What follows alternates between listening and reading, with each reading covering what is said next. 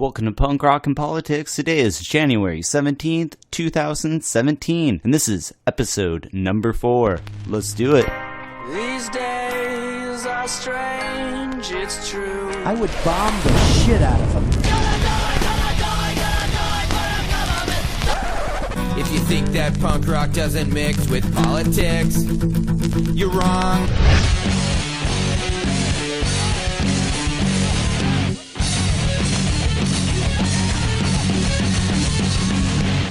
Welcome to Punk Rock and Politics. Today we're talking to Gregory II about music, inspiration, and the Black Lives Matter movement.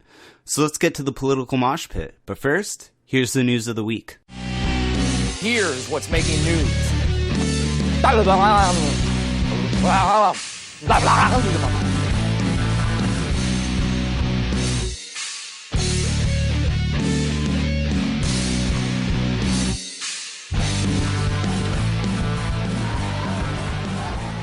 Facebook is tackling fake news in Germany just in time for their September election. According to AP, Facebook will be limiting sites that are considered fake news in Germany in order to prevent the fake news in playing a role in that election. The Falcon 9 launch by SpaceX was successful on Saturday. And to explain to us why that's such a big deal, here's our local space guru, Michael Clark, known around here as Space Mike. Okay, hey Space Mike, so what's up with the Falcon 9 space rocket?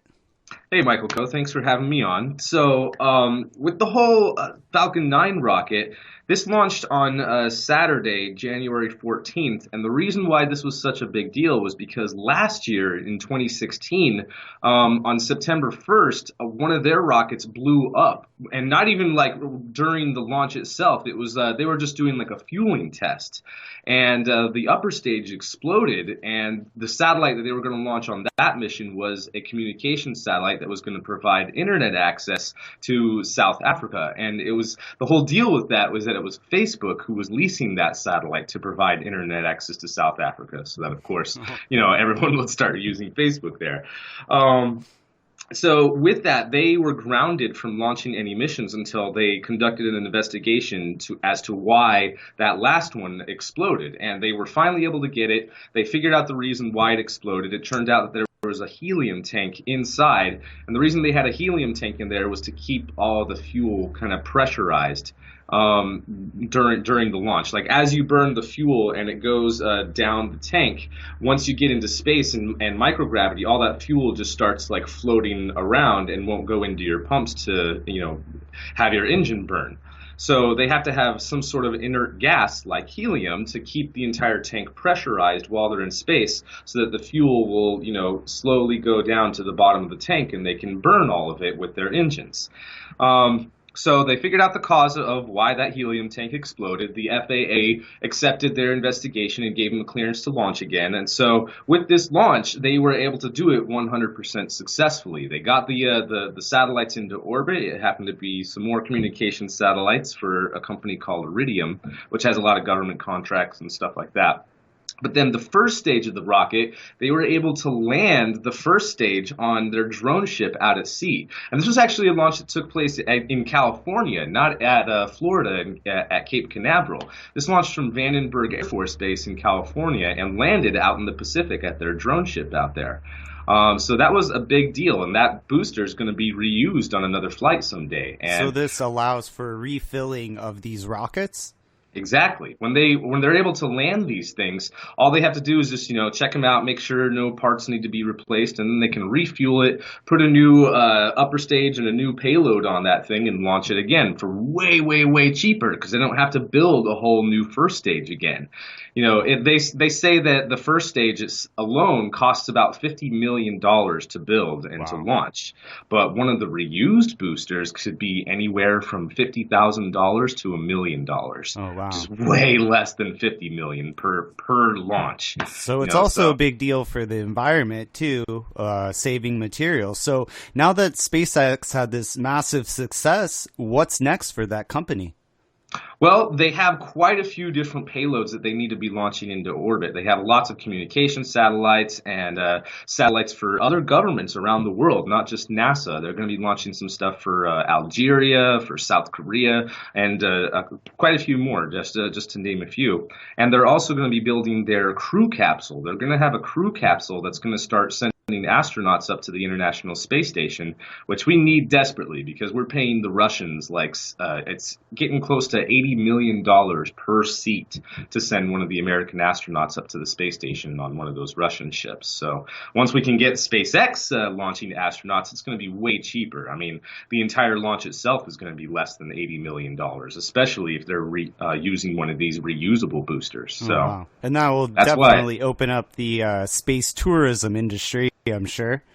Yeah, hopefully. There's already a company that offers flights up to the space station for like a couple of weeks, but the ride is, again, through the Russians, and it's super expensive. And they've only done a handful of people. Like, I think it's less than 15 people have gone up on a tourist flight like that.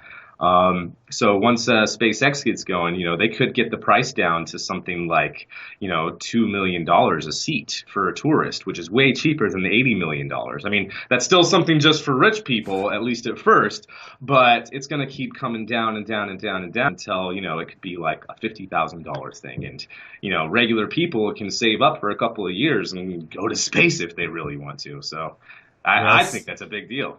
The possibilities are limitless. Absolutely. And they want to go to Mars someday and start sending colonists there and stuff like that. So if all their plans work off and all these launches happen and they keep making money, then they're going to build an even bigger rocket, bigger than the rocket that we used to go to the moon back in the 60s, and start sending a bunch of people to the moon at a time. Definitely. Wow, that's very interesting. But thanks for coming on and giving us the down low on Falcon 9. And we're going to have you back soon and talk a lot more about space and space tourism and the future of the Earth and basically how space is going to fit into that. Awesome. Well, thank you for having me on, Michael Coe. Ad Astra, keep moving onwards and upwards, and good luck on your show. You're doing a great job here. Thanks, Space Mike. In another news, Ringling Brothers shuts down after 146 years of operation. This is a huge victory for animal rights activists everywhere.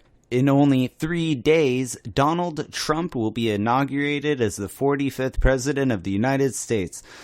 Let the Trumpocalypse begin. And that's the news of the week.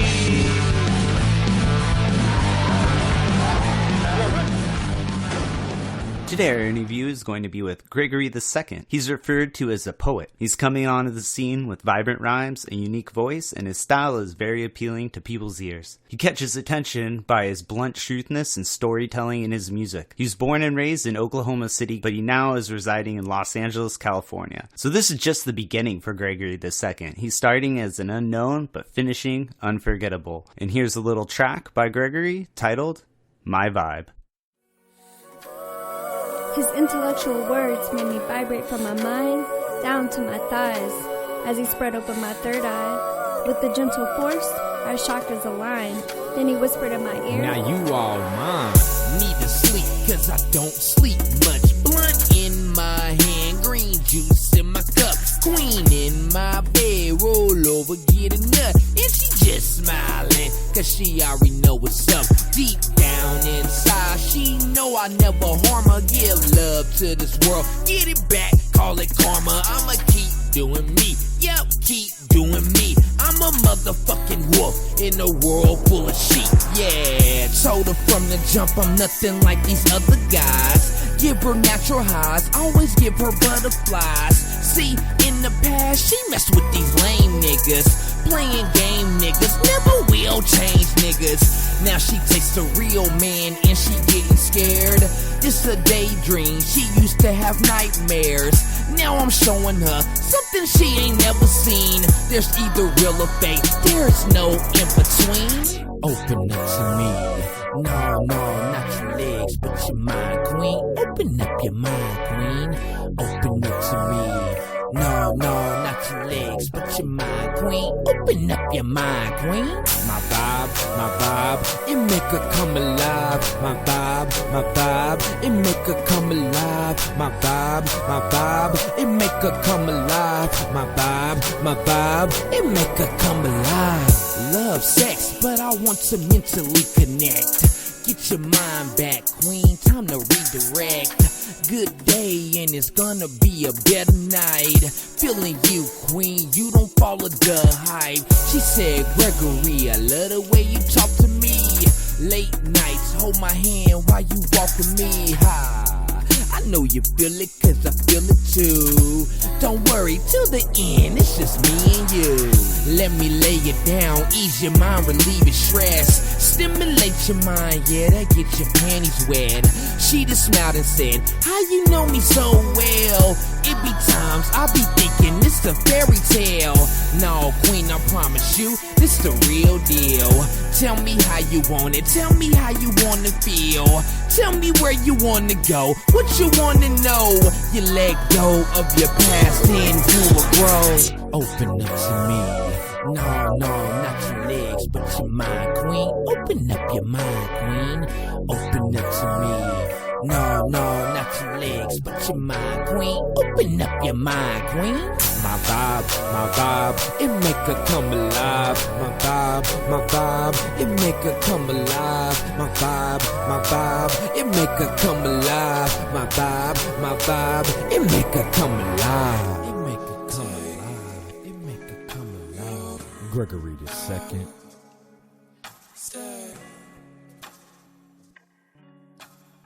All right, and that was My Vibe by Gregory II, and we got him here talking to us here on Punk Rock and Politics. Hey, what's up, Gregory? Hey, how y'all doing, world? Good. Thanks for joining us. No problem. Thanks for having me. Yeah, definitely, man.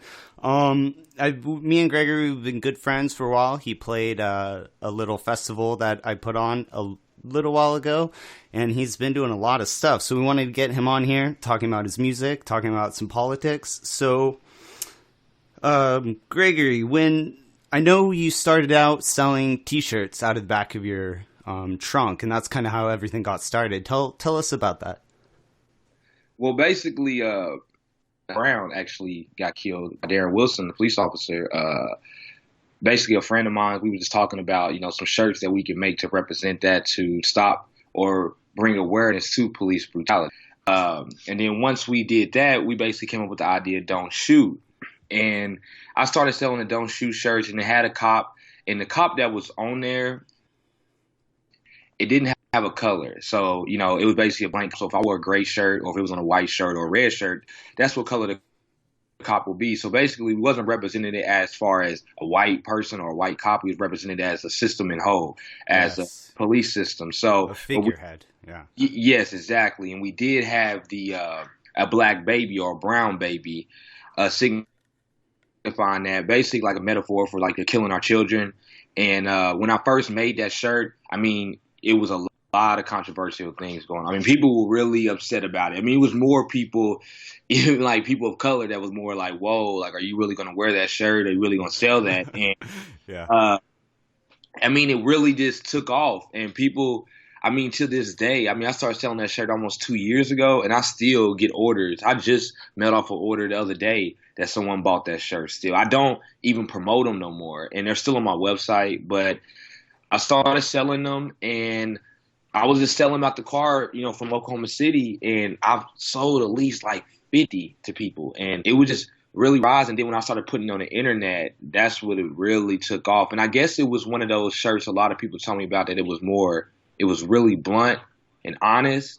And, yes, I'm from Oklahoma, so, it's a conservative state here. So when I wore that shirt, I would get just stare at me like they was bothered by it. And that's when I knew that I was actually doing something right, you know what I'm saying? Because if they're comfortable with what I'm wearing, then obviously it's not making them think or feel a certain way. So I've even had every ethnicity, race, culture, everybody has bought that shirt, that style shirt from me. And that's what's amazing about it. And I've even gotten more compliments from, middle-aged white men about the shirts. Like, man, that shirt is powerful and it means something, you know. Yeah. And it's really surprised me. And I guess, I mean, we're in a new day and age now, so it makes me really feel good that people are actually understanding the struggle of the system, the struggle of how the system does attack the people of color and does attack the low class in general. Mm-hmm. And it's very powerful. So that really woke me up. I really wasn't aware as I am now about things that's going on as far as the system in the whole. And then when I started wearing that shirt, it really opened my eyes, especially like on Instagram, and Instagram saved my life, honestly. That's how we met, actually. I think through your brother, I believe. Yeah. Yeah. No, you talking about Revolutionary Poets? Yes. Oh, between me and you, man, that's actually me Oh, too. that one's you. Okay. I keep it like low key because there's a lot of controversial things on there. Yeah. So, even with my personal page, like I don't, you follow me on Instagram on my personal. Yeah. And it's totally different than Revolutionary Poets. Yeah, that's how we connected originally. And I remember when that T-shirt came out, and that's exactly what I thought. I was like, wow, that's a bold T-shirt, you know? I still wear them to this day, and this is like crazy. But when I started selling those, I really wasn't into selling T-shirts, and it really opened my mind that I wanted to start a brand with my girlfriend, Visionaries Clothing, and basically is revolutionary gear that means something, not just like my name. Yes. It's just something to make people feel something when they see it, and they like, and it's work, man. Like, I didn't know many people thought and felt this way, but now that we have social media, I feel like people are able to connect. Definitely. You know. And like you said before, it's a whole new world. I think a lot of middle-aged white like people didn't really understand or even get the struggle. They said, wow, like when police pull you over, they actually ask you if you have a gun and they actually search you. You know, I think a lot of older generation, they don't get that. And they now seeing the videos coming out, like you said, you said it was Darren Wilson, Michael Brown was what started you doing that. So, and that's kind of really the one thing that really spurred the Black Lives Matter movement, and that's kind of grown into its own entity. So what do you feel about the Black Lives Matter movement, and what's your perspective on that?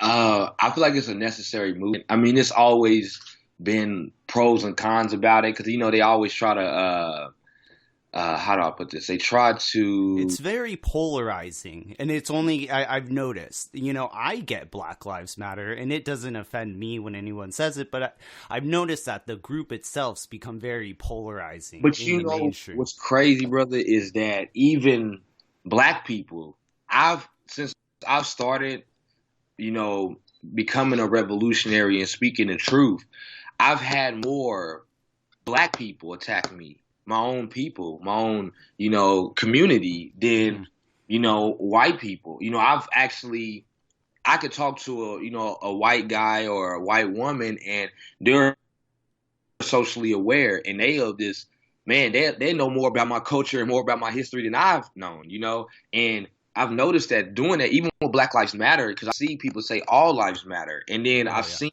this tweet maybe like a couple months back, and it was so blunt and so true, that when cops were getting killed, or they was like blue lives matter. Oh, well, so, yeah.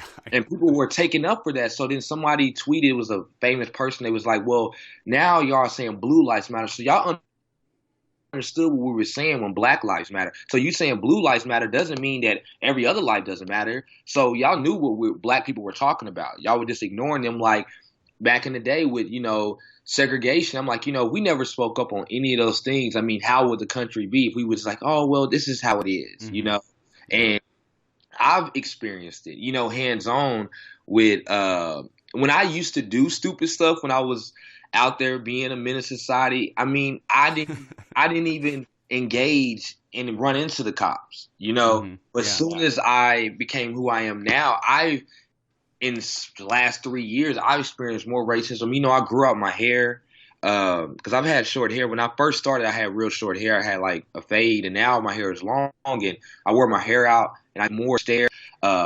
People just be stereotyping me, and they think that I act this way or talk this way, and it's just really, I guess, even with Donald Trump, like I feel like personally that has been the best thing for the people of color. Because now we're actually seeing like, yo, it's people, and it's crazy because people low class, even white people, they're in the society and they're just in the same boat as everybody else and people of color. Exactly. And they don't even realize it. Exactly. And they're voting for him. They're losing their health situation. So when I see that, and now I see that these people that I went to school with, played basketball with, parents I was in the car with, they really felt this way about people of color. And it's like, I'm like, whoa, did you really think that the whole time? You know, because now they're like, Donald Trump this, Donald Trump. They feel these ways. I'm like, that's really sick to me.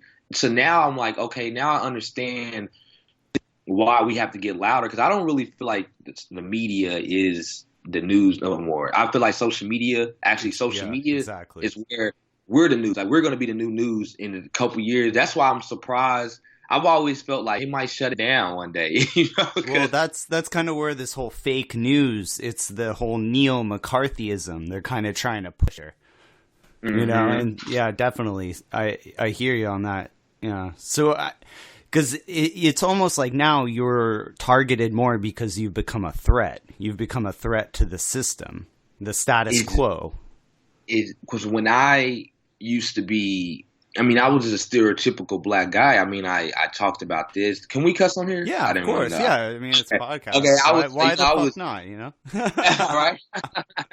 Right. Okay, I was just like with, you know, I used to niggas bidding hoes and money, this, cars and clothes, all that. And when I thought like that, even my own family, they didn't sit me down and say, yo, Gregory, like, don't talk like that. Don't be like that. You know, read a book, you know, be more intellectual, talk about peace and love. But then when I started talking about peace and love, I became a problem.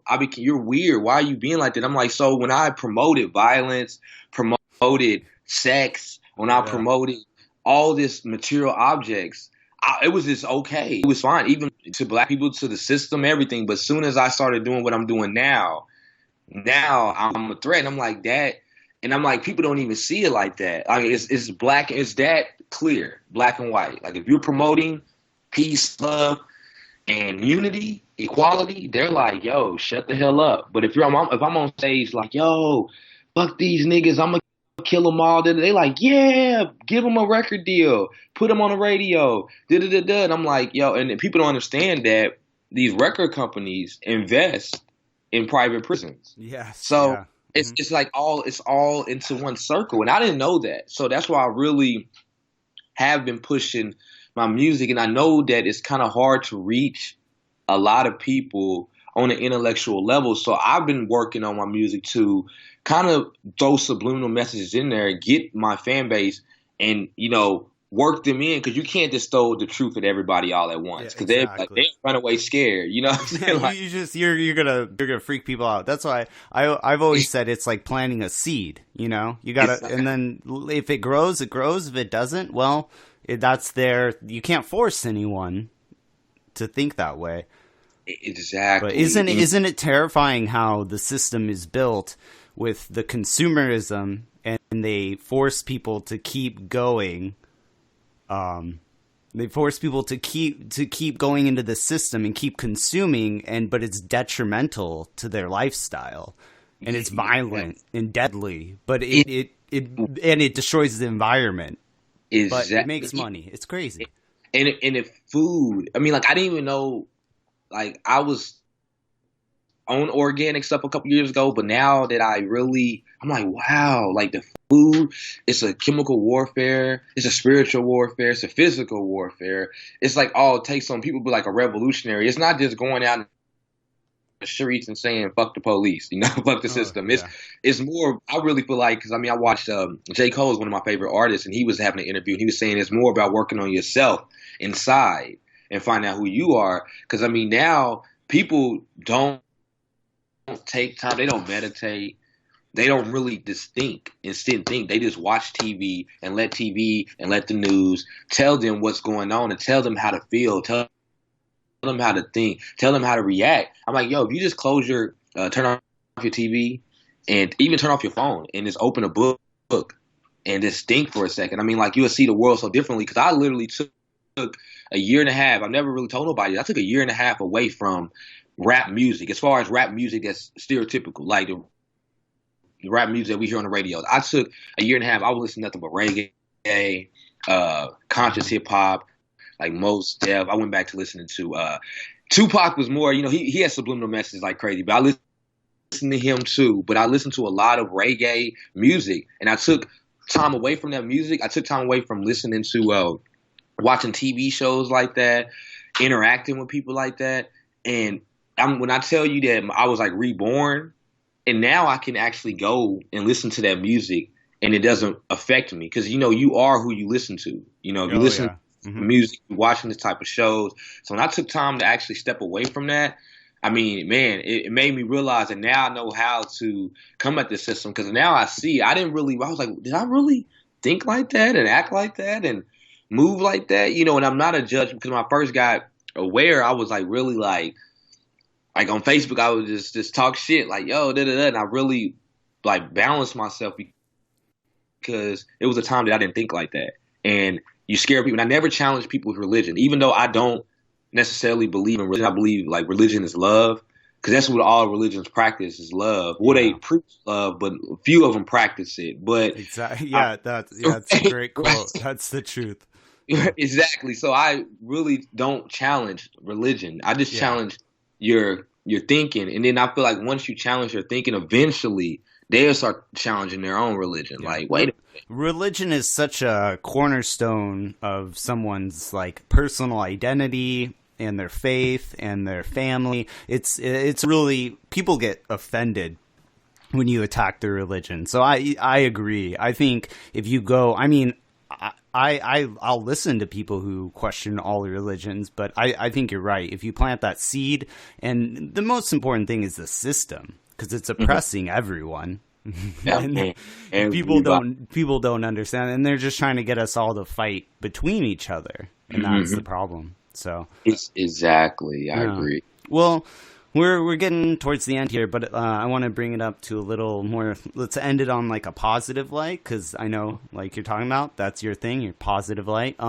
Exactly. But really quick before we get to that, we're talking with Gregory II. I'm gonna link up his website and all of his music. So if you want to check out any more of his music or his controversial shirts and gear, click on the link. Go check it out. Check out his music. It's super awesome. I mean, it's great, man. I love what you're doing. But all right, so I saw recently that you went and talked to school, like an old teacher of yours, who went and talked to some students about, I believe it was like following your dreams and poetry. Tell us about that. Yes, it's actually my old elementary school I went to. Oh, wow. Yeah.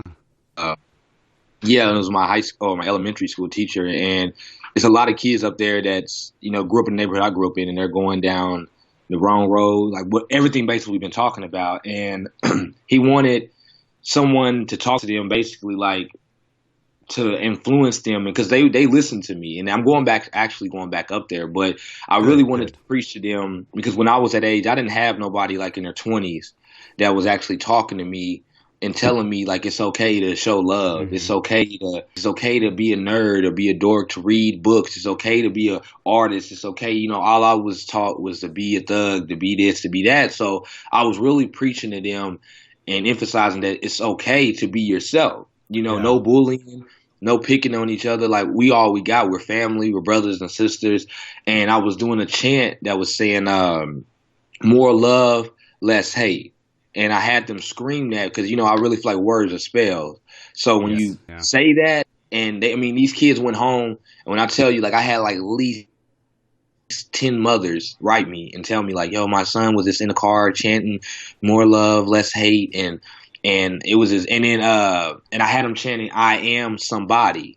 And I want them to just emphasize that. And like, I'm going back up there, and it's really powerful because I didn't really know if you tell yourself that. I used to tell myself negative things and negative stereotypes, and that's who I became. So I'm actually going to start mentoring up there probably once a month. But basically just telling them that and helping them out with that. And it really, it made me emotional. I didn't want to get emotional in front of the kids, but just to feel the energy, the vibrations in there.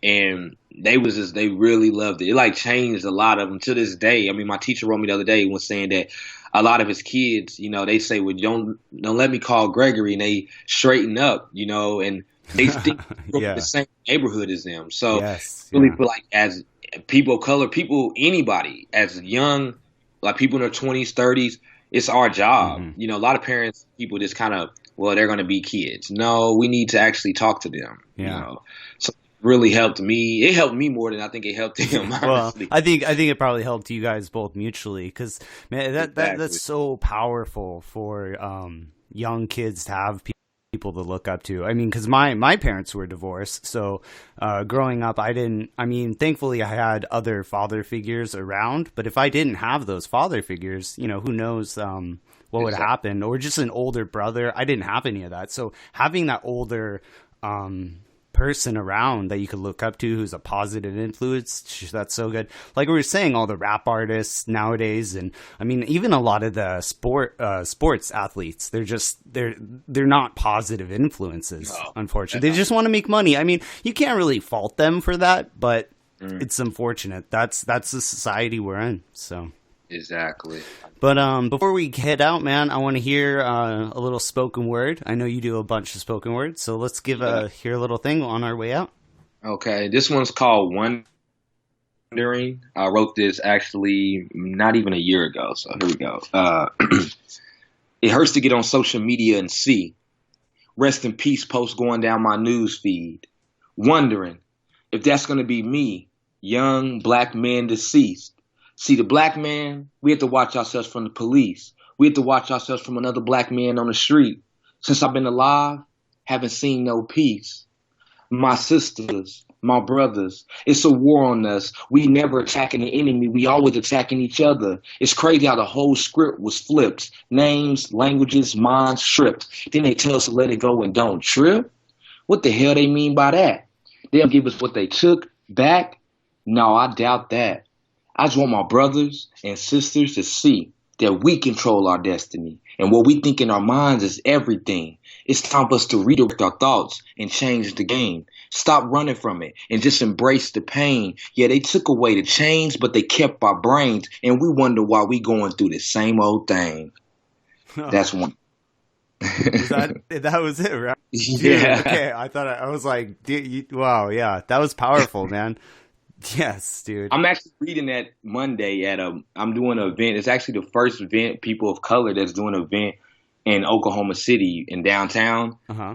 And I'm reading that poem at the event. I got another one too, but I'm reading that, and it's gonna be very different. It's gonna be a different crowd, but I hope they're ready for it. Well, that's good. You know, you have to push boundaries, and just like we were talking about at the beginning, you gotta get people pissed off sometimes, be blunt, and get them to question the world. So, well, hey, thanks so much, Gregory, for coming on the show and talking to us. And once again, like I said before, we're gonna have links down below to check out Gregory's music.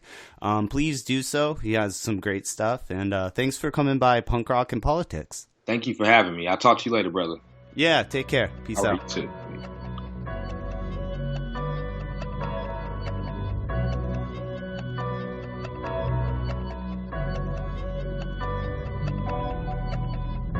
I mean, everything we see is a false reality. It's like Big Brother, The Matrix, whatever you want to call it. While we're watching each other, they're watching us. All the time. Let me live, who the fuck is you? Trying to tell me what to do, trying to tell me what to think. Now you know how I move, oh shit. Here comes the G, this motherfucker thinking free. He reading about his history, he's solving all these mysteries. Goddamn, let's get it, I'm on it, oh no. Okay. I read, I learn, and then I grow. Taught it to my brother, now we bout to steal the show. Once you get your mind back, then the money will flow. I'ma get it and I'm rocking and I'm moving like this. Don't even gotta ask, cause you know what it is. Watch your friends, watch your family, and watch your own back. Everybody going crazy, and that's a known fact. So I stay to myself, and I'm focused on my grind. Told myself from the jump, can't nobody take mine. Bullshit's in the past, I'ma leave it all behind. Everything I'm doing is for my bloodline, yeah. I'm just doing me, they trying to tell me who to be. Summertime, but damn, these some cold streets. Every day is a lesson. Every day is a blessing. I'm just doing me, they trying to tell me who to be. Summertime, but damn, these some cold streets. Every day is a lesson. Every day is a blessing. If they playing with my mind, then they playing with my money. Since I'm thinking for myself, they say I'm acting funny. I done did good and did dirt, did better, done worse. Mama told me not to curse and that I need to go to church. Hell no, I can't, I'm on my own road. These bitch niggas will fold, they choose hoes over bros. They claiming that they real, they don't know the G code. Have an old soul and I'm always rocking gold. No you didn't, yes I did. Man, I'm staying off the grid, working on my ideas ever since I was a kid. Where I'm from, you got a book. Where I'm from, you got a gun. He got a daddy, but the daddy don't even know the son. Oh yeah, man. When I speak, I only speak truth. And I live by my words, so they know what I do. New school music, but that shit feel old school. My life, my world, so I make my own rules. I'm just doing me, they trying to tell me who to be. Summertime, but damn, these some cold streets. Every day is a lesson. Every day is a blessing. I'm just doing me, they trying to tell me who to be. Summertime, but damn, these some cold streets. Every day is a lesson. Every day is a blessing. Obi-Wan Kenobi said, your eyes can deceive you. Don't trust them. It seems to be getting harder, distinguishing reality from the illusions people make for us, or from the ones we make for ourselves. I don't know. Maybe that's part of the plan, to make me think I'm crazy. It's working. Thanks for checking out Punk Rock and Politics. If you enjoyed the show and the information brought to you, please like and share the video. Thanks. We'll see you next time. And rock on, political junkies.